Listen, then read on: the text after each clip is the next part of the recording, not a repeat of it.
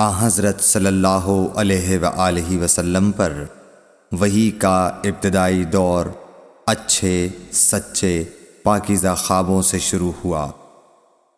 آپ خواب میں جو کچھ دیکھتے وہ صبح کی روشنی کی طرح صحیح اور سچا ثابت ہوتا۔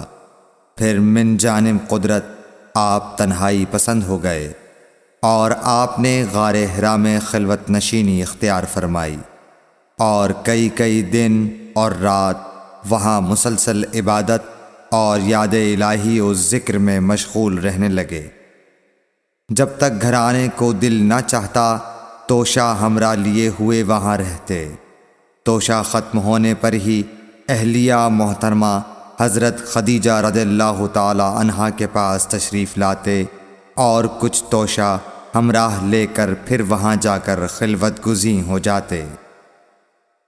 یہی طریقہ جاری رہا یہاں تک کہ آپ پر حق منکشف ہو گیا اور آپ غار حرا ہی میں قیام پذیر تھے کہ اچانک حضرت جبرائیل علیہ السلام آپ کے پاس حاضر ہوئے اور کہنے لگے کہ اے محمد پڑھو۔ آپ فرماتے ہیں کہ میں نے کہا کہ میں پڑھنا نہیں جانتا۔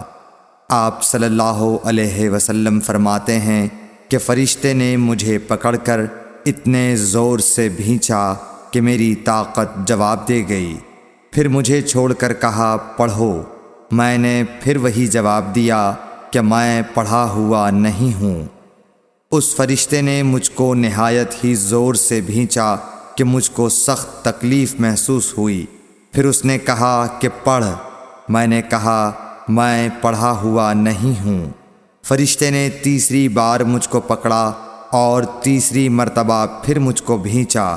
پھر مجھے چھوڑ دیا اور کہنے لگا کہ پڑھو اپنے رب کے نام کی مدد سے جس نے پیدا کیا اور انسان کو خون کی پھٹکی سے بنایا۔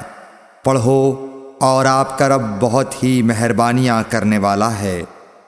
بس یہی آیتیں آپ حضرت جبرائیل علیہ السلام سے سن کر اس حال میں غار حرا سے واپس ہوئے کہ آپ کا دل اس انوکھے واقعے سے کانپ رہا تھا۔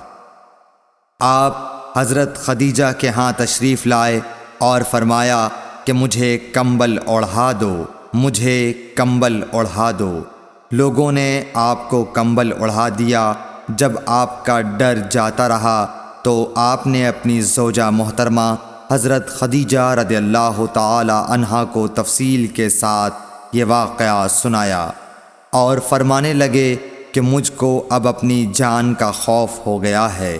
آپ کی اہلیہ محترمہ حضرت خدیجہ رضی اللہ تعالی عنہا نے آپ کی ڈھارس بندھائی اور کہا کہ آپ کا خیال صحیح نہیں ہے۔ اللہ کی قسم آپ کو اللہ کبھی رسوا نہیں کرے گا۔ آپ تو اخلاق فاضلہ کے مالک ہیں۔ آپ تو کنبہ پرور ہیں، بے کسوں کا بوجھ اپنے سر پر رکھتے ہیں، مفلسوں کے لیے آپ کماتے ہیں، مہمان نوازی میں آپ بے مثال ہیں اور مشکل وقت میں آپ امر حق کا ساتھ دیتے ہیں۔ ایسے اوصاف حسنہ والا انسان یوں بے وقت ذلت و خواری کی موت نہیں پا سکتا۔ پھر مزید تسلی کے لیے حضرت خدیجہ رضی اللہ تعالی عنہا آپ کو ورقہ بن نوفل کے پاس لے گئیں جو ان کے چچا زاد بھائی تھے اور زمانہ جاہلیت میں نصرانی مذہب اختیار کر چکے تھے اور عبرانی زبان کے کاتب تھے۔ چنانچہ انجیل کو بھی حسب منشائے خداوندی عبرانی زبان میں لکھا کرتے تھے۔ انجیل سریانی زبان میں نازل ہوئی تھی، پھر اس کا ترجمہ عبرانی زبان میں ہوا۔ ورقہ اسی کو لکھتے تھے۔